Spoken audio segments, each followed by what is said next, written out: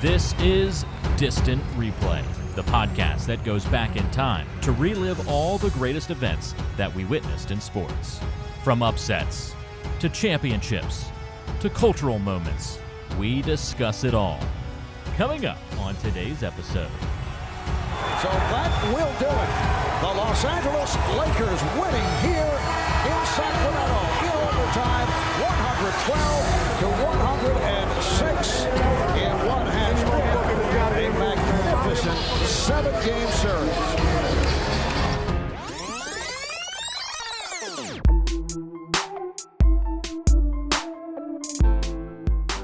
Today we're taking you back to June 2nd, 2002. Lakers Kings Game 7 inside Arco Arena. It was the 2002 Western Conference Finals. Heck of a game, heck of a series. We go back today on Distant Replay to relive that game in its entirety. I'm Ben George. He's Mike Noto. I think, Mike, before we even get into this, it was funny because we kind of had the same reaction. This game was a little bit better than we thought it was going to be. A lot better than I remembered. I think a lot of the focus in this Lakers run, the first game people think of is the 2000 Western Conference Finals against the Blazers, a game that we did here on the podcast. But I thought this game was better in a lot of ways. Absolutely. We got broadcasters, great crew tonight. We'll talk that. We'll talk about this 2001-2002 season, the end of this three-peat for the Lakers. We got a Kings roster we got to break down and go through, and much more today on the show. You can find this game online at distantreplaypodcast.com. We'll put it there. You can watch it for yourself if you choose to. You can also connect with us on YouTube. Please subscribe, like our video, leave us a comment, recommend a game or a true crime episode, whatever it is. We'd appreciate that. Also, Twitter and Instagram. All right, so where to start with this one, Mike? June 2nd, 2002. I'm going to start with the fact that I was at this series for two games. How about that?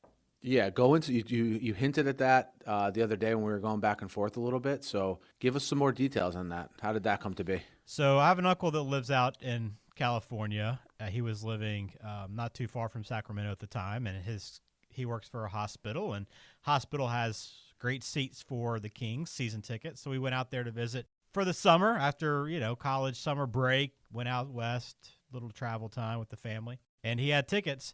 He's like, y'all want to go to games 1 and 2? Well, yeah, of course we want to go see the Lakers, a two-time defending champion in the NBA with Kobe Bryant and Shaq versus Kings team that was really good.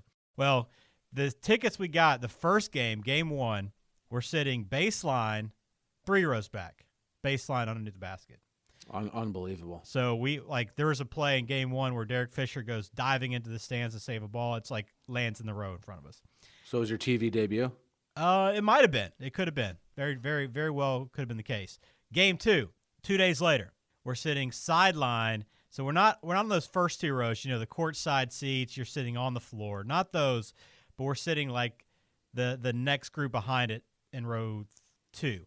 And wow. So great seats, like free throw line, left side of the court. So really good seats. You're up close. You're seeing the guys really close. Sitting behind us, Mike, for that game, Tyra Banks. Behind us. She was the row. Dating Chris Webber at the time, I'm assuming? Dating Chris Webber, was literally in the seats behind us. So you were in front. You had such good seats. You were in front. And Tyra Banks, I know she's a big star now, but back then she was one of the most well-known people on the planet. Yeah, we're talking her. Tyra Banks, yeah. Yeah, we're talking her on either side of her Sports Illustrated swimsuit edition cover. I don't know when that exactly was, but it's in that ballpark. Mm-hmm. So that's a big deal. That's a big name to throw out in 2002. It's a big name now. And Ben, it's unreal to me that you've been to all these sporting events, right? And if you listen to the podcast, Ben has been to a lot more sporting events than me. But this series is it's known as one of the best NBA playoff series ever. And you were at 2 of the 7 games. Yeah.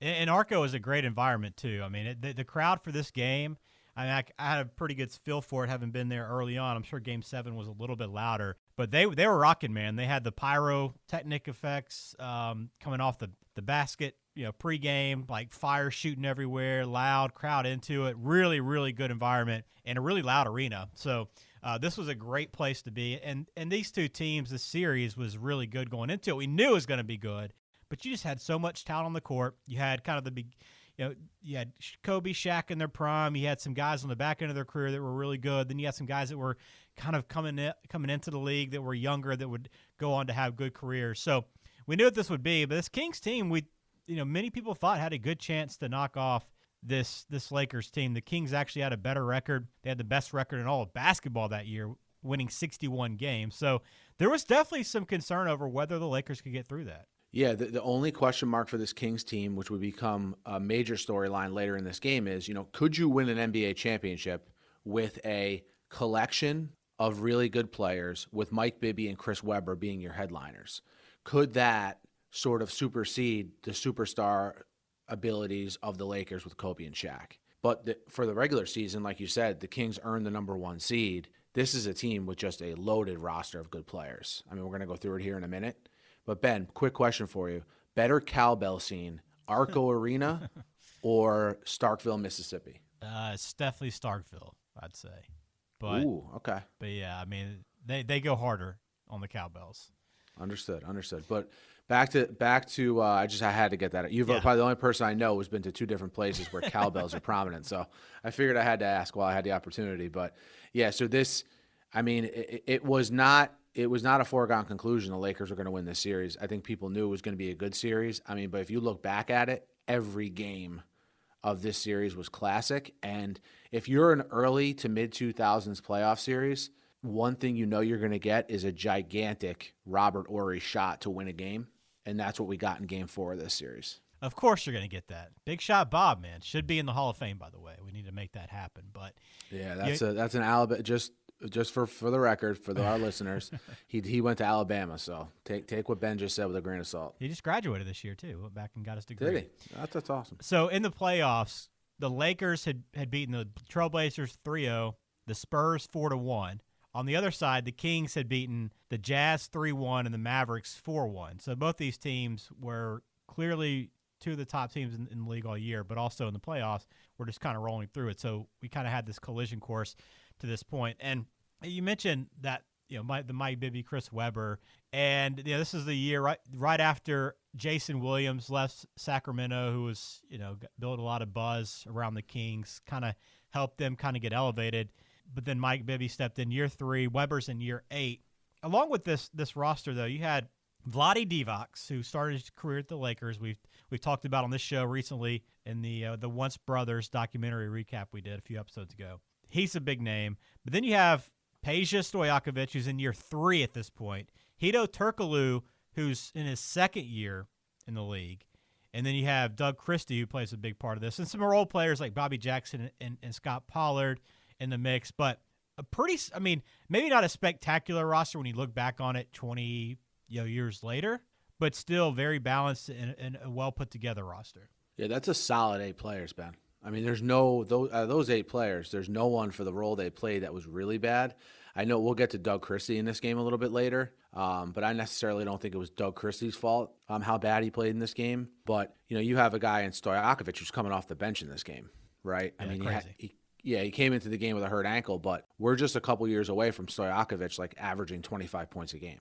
And he's not even starting on this team. Bobby Jackson, also a very good reserve guard. And then you had the headliners in Webber, Bibby, and Divac. Divac, later in his career, but still productive. But yeah, this was a solid Kings team. Rick Adelman, one of those guys who, had some experience in the playoffs earlier in his coaching career. He coached those early 90s Trailblazers teams.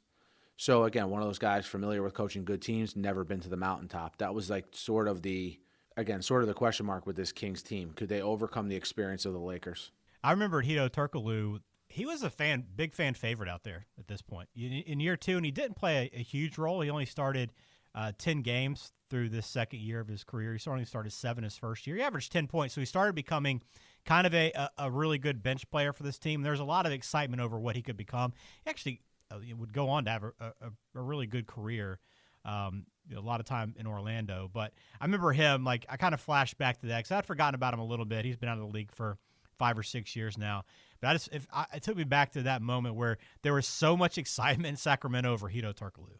Yeah, and when he went to Orlando, he was a crowd favorite there too. Mm-hmm. And he was huge on that team with Dwight Howard that went to the finals. So Hedo had a good career. And at the end of the bench for this team, Ben, you had the 90s, 2000s Big Ten All-Star team with Lawrence Funderburk and Mateen Cleaves. I know, right? Remember those two names? I saw Mateen during the game, and I'd forgotten he was on that team at all. Lawrence Funderburk, man, they used to call him Thunderburk. Yeah. He was like a power in college. He was a power forward. And not to mention my boy Gerald Wallace was in his rookie year. I served you up on that one. I served you up on that because I didn't mention him on purpose because I knew you'd fit him in. I was going to let you mention him. I don't want to make every Alabama reference on the show, but I'm not above that though. On the other side, the Lakers. We know Kobe. Year 6 for Kobe, along with Shaq in year 10. This is their run at a three-peat right now. But yeah, Derek Fisher, who's a very good point guard within this team and this system. It's just, you look down this roster, I guess the guys that really stick out to you, and I remember during this time period, Rick Fox, got to remember him during this time. Devin George, who's kind of a very young guy at this time, kind of up-and-comer on this roster, kind of playing his part. And then you just have a bunch of veterans like Brian Shaw and Mitch Richmond, Robert Horry, just a bunch of veterans on the squad. Yeah, you had basically with this era of Lakers basketball was Kobe, Shaq, and a bunch of veterans that knew what they were doing, right? Yeah. It's essentially what it was, right? So you have and guys who could shoot if they were open, because when you play with Kobe and Shaq, you're going to have guys, they're going to be double teamed at all times pretty much. So you're going to have guys open for shots. So guys that can knock down shots and play good team defense, and that's what you had in guys like Horry, Fox, Fisher, Brian Shaw. But if you look at this game, the starters played heavy minutes for the Lakers. Fox, Horry, O'Neal, and Bryant all played over 48 minutes in this game. Yeah, they played a lot and played well throughout this series. A couple things about this season, too, that I thought were interesting as we go back. And I like to go back to the time period and kind of get a sense of what's going on in the league. So a couple interesting notes from this 2001-2002 season. So your MVP was Tim Duncan. No surprise. Allen Iverson was your top scorer. Kwame Brown was drafted before this season as the first high school player. I'd kind of forgot the time frame on that, but that opened the door, obviously, to now guys coming. First high school player, number one, you mean? Yes, number one overall, yep. Gotcha. And just kind of forgotten the time period on that. But, yeah, that one, then you had the Grizzlies moving to Memphis for the first time. Hey, Ben, Kwame Brown, did you hear why he's in the news recently? I thought that's why you were bringing it up. Nuh-uh, I don't think so. So Kwame Brown, if you guys follow the NBA, you know, but he's been the butt of a lot of jokes over his career for being a quote-unquote bust, right? And it seems like people from his era recently have been coming out and talking about him a lot, like randomly, like for no basic reason. And he just basically took to social media and eviscerated all of them. Really? So, yeah, worth listening to. But go ahead. Sorry. Interesting. I'll have to do some research on that afterwards. But Kwame Brown. So you had, as I mentioned, you had Vancouver losing their team to Memphis this season. And this is the year that, prior to the start of the season, Michael Jordan announced his second comeback to the NBA, this time with the Washington Wizards. Yeah, and a big reason for Kwame Brown and his lack of confidence when he played is that he went to the Wizards with Jordan, and Jordan rode him so much that people thought it got in his head. So, a lot of Kwame Brown here. A lot of Kwame going into this. So just a couple things of note for this season. And obviously, year two, this is the first season after the 9/11 attacks as well, and NBA teams were wearing the American flag patches on their jersey as well, and a ribbon to honor the victims. So just an interesting time period in the NBA. And also, Mike, this is also the year, tying it into our podcast, that Jason Williams was charged with the murder of his limousine driver just 4 or 5 months before this game. Wow. Yeah, it was. Yeah, you're right. Wow. Yeah, so we did a whole true crime episode on Jason Williams. He's one of the first ones we've done, and an eye-opener for sure. And, yeah, it happened right at this time period. Good research there, Ben. So these two teams came into the series, Game 7. So to get to Game 7, let's kind of quickly take you back through the first part of the series, because obviously when you get to Game 7, you know it's going to be good. But you go back and look through each one of these games, it's pretty remarkable how tight this series was from start to finish. There was a couple of games. There was one game that was a double-digit win by Sacramento. That was Game 3 at L.A., the first game at L.A., by the way. But after that, I mean, every one of these games is down to the final minute or two to decide the outcome. Yeah, so if you look, games 4, 5, and 6 leading up to this Game 7, the largest margin of victory was 4 points. You had 2 one-point games, and then a 4-point win by L.A. in L.A. heading into Game 7. And like I said, this is, if you look up like best series in NBA playoff history, this is always in the top 5 usually, but definitely in the top 10. Kobe and Shaq in Game 6, they showed this stat early in the game. 72 points and 28 rebounds combined, which is, I mean, obviously great numbers. I was like, well, it's probably what I expected out of these two guys among this roster, right? Yeah, I mean, this is the height of the Kobe Shaq era. So if you're a Kobe Shaq era Lakers fan or Kobe Shaq era Lakers hater, this was the time period where when they were on TV, they were must-see. So one other note on Game 6 of the Western Conference Finals. So I don't really remember this a whole lot, Mike. I'm curious if you do, but just again, doing research on it. They consider that Game 6, a lot of people do, as one of the most controversial games because a lot of calls went against the Kings in that fourth quarter. And there are even still allegations that that game was affected by some of the referees in relation to the Tim Donaghy scandal. Do you remember that at all? So I've consumed a lot of Tim Donaghy content since that happened with him. And you're right. This is one of the games that they bring up. Now, I haven't they mention specific plays, you know what I mean? Specific times where they think, some people have really took a deep dive into this. Yeah. I've never gone down that rabbit hole. But you're right. That is a game that is brought up a lot when they talk about, NBA ref issues for sure. We should put that game on our list at some point down the road to go back and watch. I'd love to go back and watch it in retrospect, knowing what we know and just kind of seeing what we pick up along the way, because I don't remember. I don't hear that game talked about as being so controversial now. Maybe it's just kind of faded over time, but for that to be a nugget on this season, I think it's worth going back to. But I thought that was interesting to know going into this because the Kings maybe felt heading into Game 7 like they should have already wrapped this thing up and won it. But here we are back against the wall. But we are at home, looking forward to taking on the Lakers. Fair enough. I think we should as well. So it brought us to Game 7. So interesting note about Game 7's, the trend at this point in 2002. And they show this, this kind of the lead of this broadcast on NBC was the road teams in the conference finals have been atrocious in Game 7 in the conference finals or the NBA finals. Since 1982, about 20 years at this point, the road team is 0-13 in the conference or NBA finals Game 7, 3-29 overall.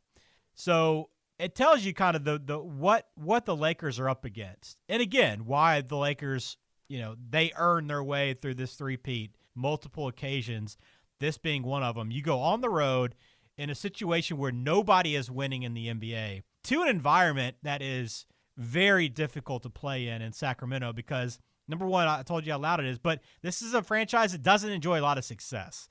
So the fact that they're in Game 7, one victory away from an NBA Finals, you understand just how important this is to the city and to these fans. Yeah, you hit on all the key points, Ben. Not only do you're playing against a good team in the Kings, you're playing against all these Game 7 ghosts that you just mentioned, where no one's won one on the road since 1982, and you're playing in an environment that is raucous. So this is not one of those, hey, let's manufacture like a serious storyline for a really good dynasty. This was a legit threat to the Lakers. But to add to what you said, to this point, no Kings player had ever played in a Game 7 in their careers. So this, while, they have all those things going for them that we mentioned, that's the one thing they don't have going for them is experience.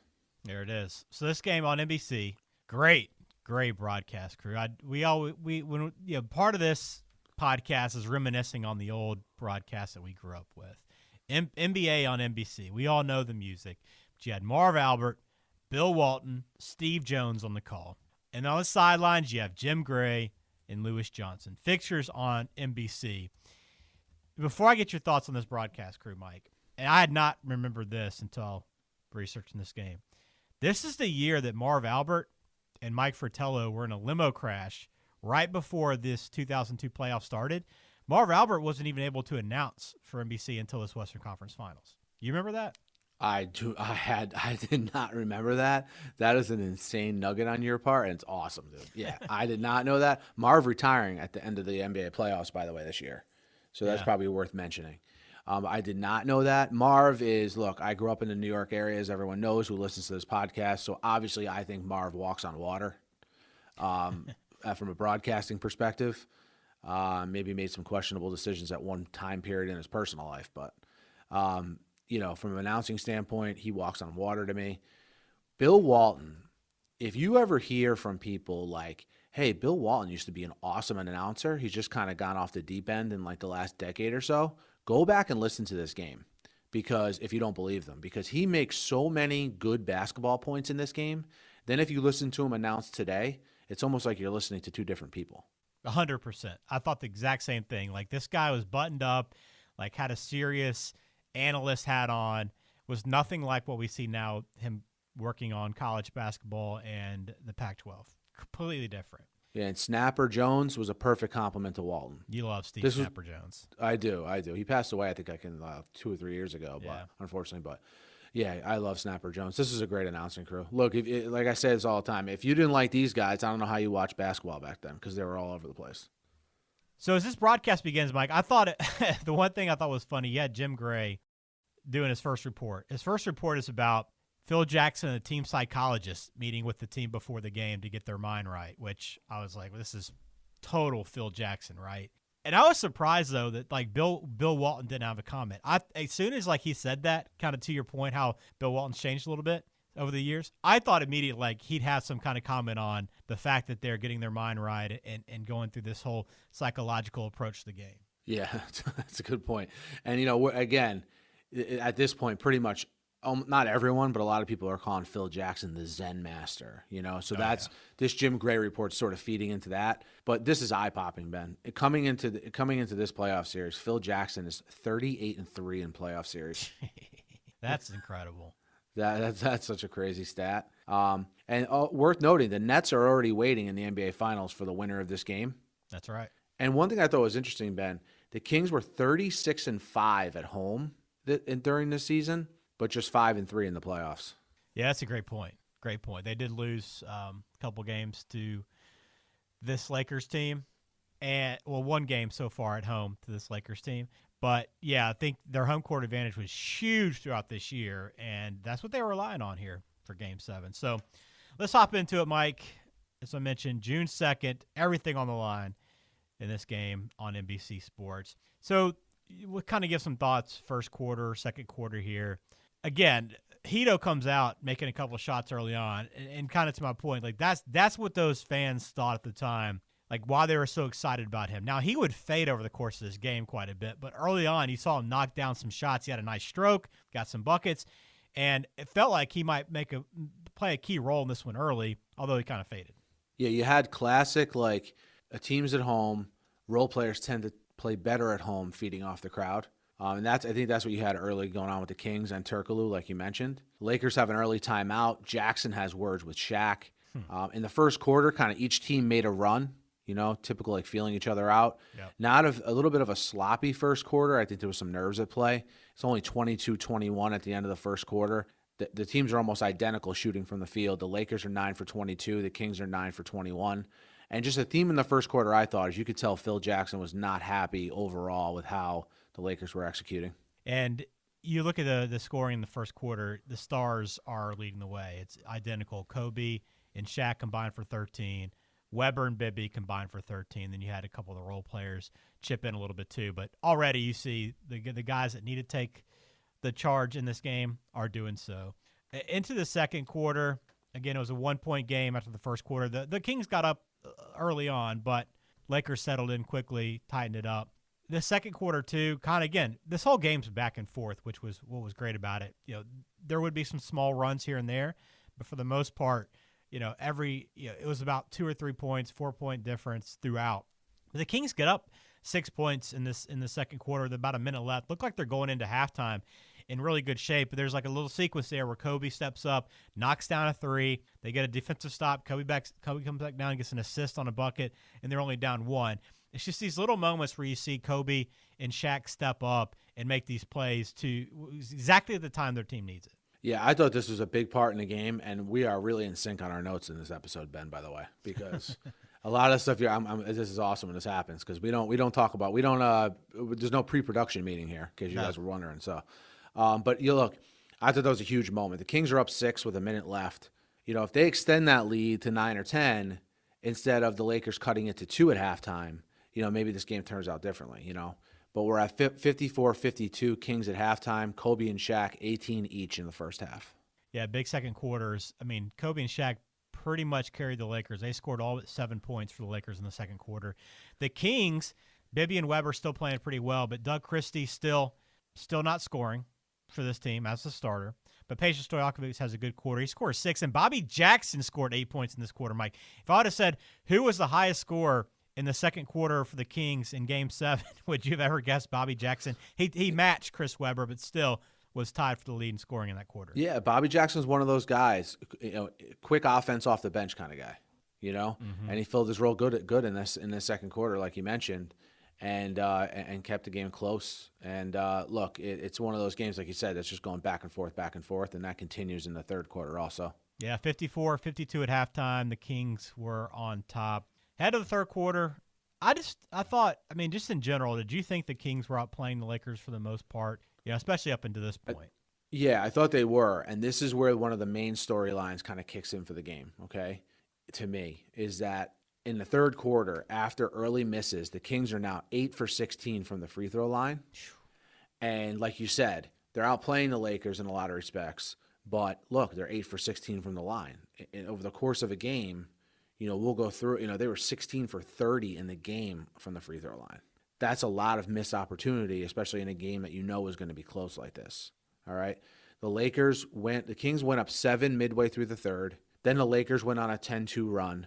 And Shaq and Kobe, they're putting up points. They have 46 points here through 3 quarters, but they've done it on 36 shots. So they're both not playing very efficiently, but almost every time down court, the ball's going through Shaq, Kobe, or both of them. Yeah, every single time. And it's interesting to note, too, this third quarter was the lowest scoring quarter, but for the Lakers, Kobe played all 12 minutes. Shaq played all but 2 seconds. Rick Fox played all 12 minutes. Derek Fisher played all 12 minutes. Robert Horry played nearly 10 minutes. They got just over 2 minutes of time from their entire bench in the third quarter. I mean, you don't really see a rotation like that hardly at all in the NBA now. No, you don't. And this is a on the road Game 7. You can't even risk like a bad 2 or 3 minute spurt. And Phil Jackson was pretty much known for this. Like if he did not trust you, there's no way you're getting in the game. Absolutely not. Absolutely not. So the other note I had here in the third quarter, another big 4-point possession for the Lakers, which kind of sparked a run because the Lakers I felt like the Kings would get the big lead in this game if anybody did. Like the Lakers never really had a huge lead at any point, but there was a point here in the third quarter where the Lakers are getting down a little bit. Again, late third quarter, Game 7, crowds into it.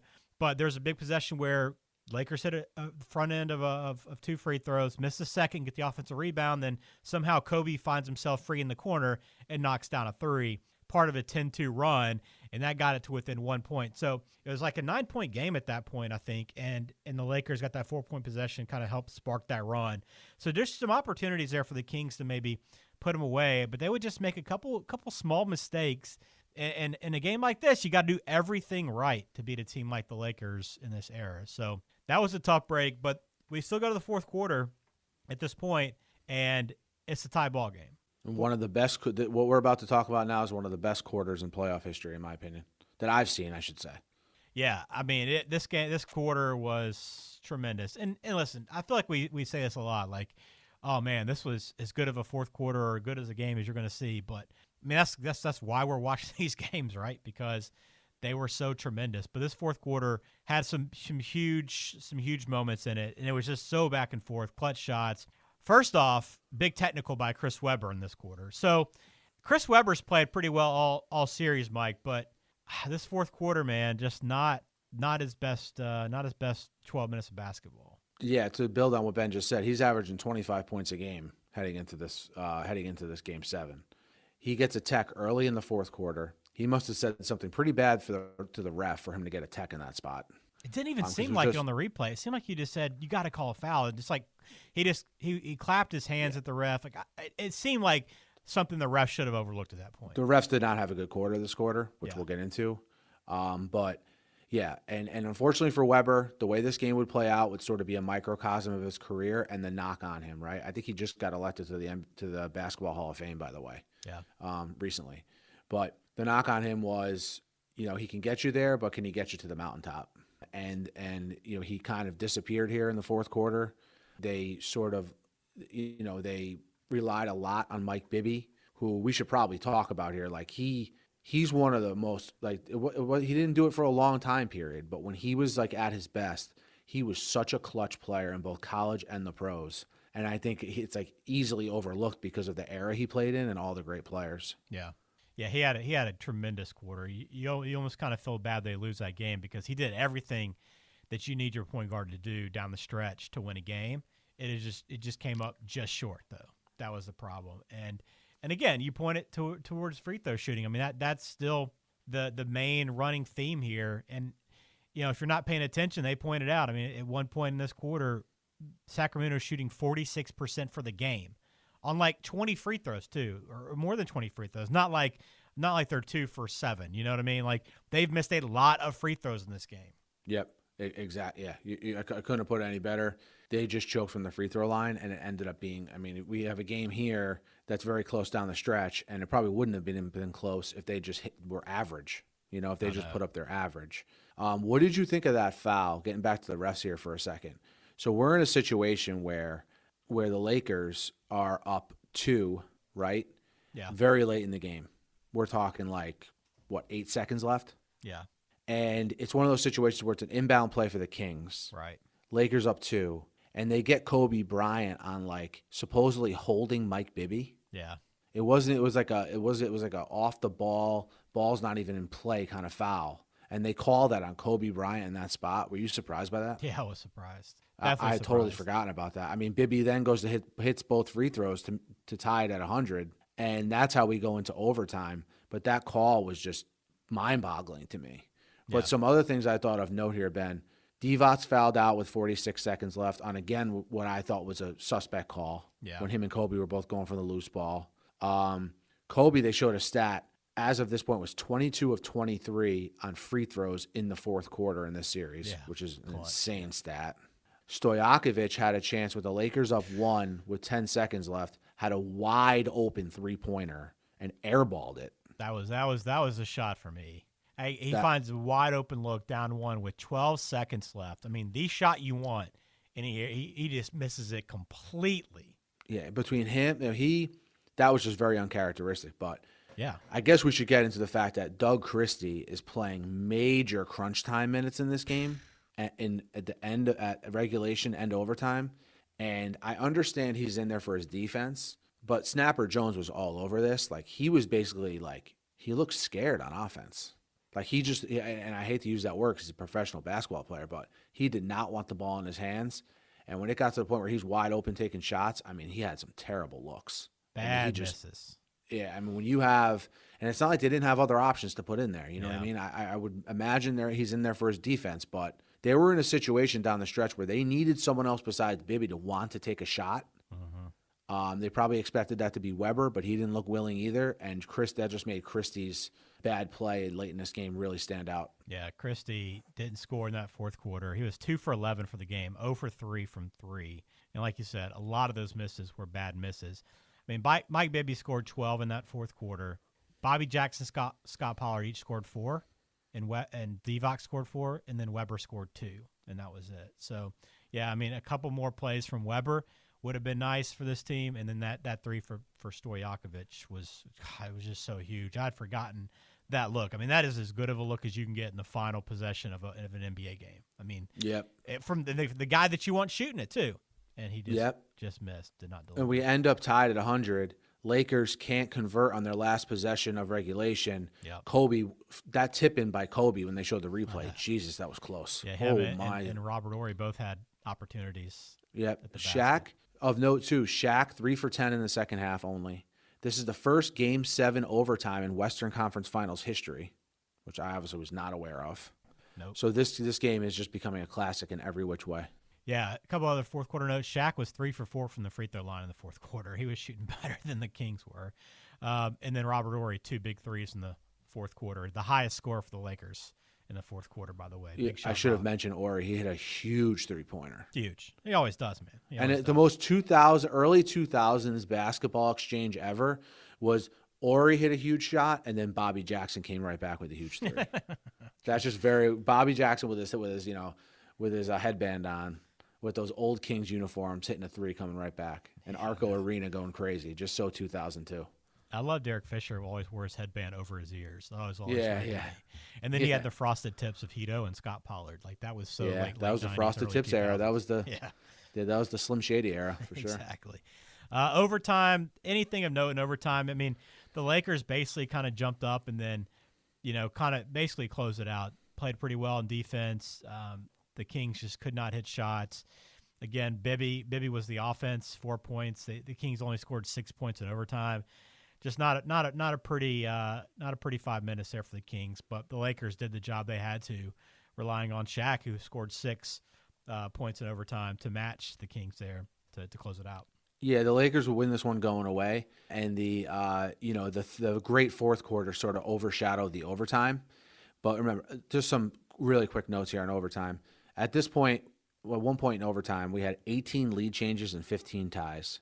And as a whole, the overtime went exactly like if you thought the Kings couldn't win, then you were proved right, because they didn't have any – everyone just looked very tentative out there for the Kings except Bibby.